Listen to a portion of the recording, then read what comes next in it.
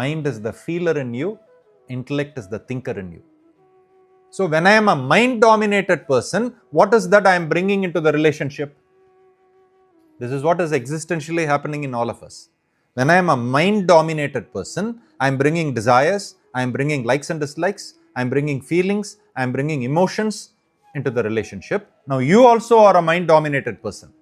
What will you bring into the relationship? Desires, likes and dislikes, feelings, emotions.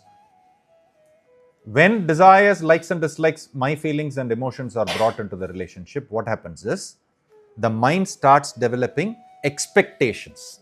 These expectations, howsoever genuine they are totally unreasonable because they don't tally with the other person's gunas. Unreasonable expectation. What is that unreasonable expectation? Just because my mind has a desire, just because my mind has a like or dislike, feeling or emotion, it might be good for you. It might be in your interest, but it is not your desire. It is not your guna. So in a relationship, two mind-dominated people coming together, when the mind dominates, that relationship will be full of expectations. Somewhere down the line, you will find that there will be a fallout. You understand? This fallout is called as breakup.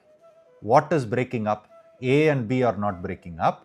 The mind between A and B, which never merged, has broken up at some time. Vedanta says, analyze what is breaking up. What is breaking up is not two people.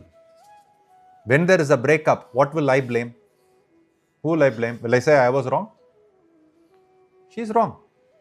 Why did you have a breakup with that person? Because she is wrong. What will that person say?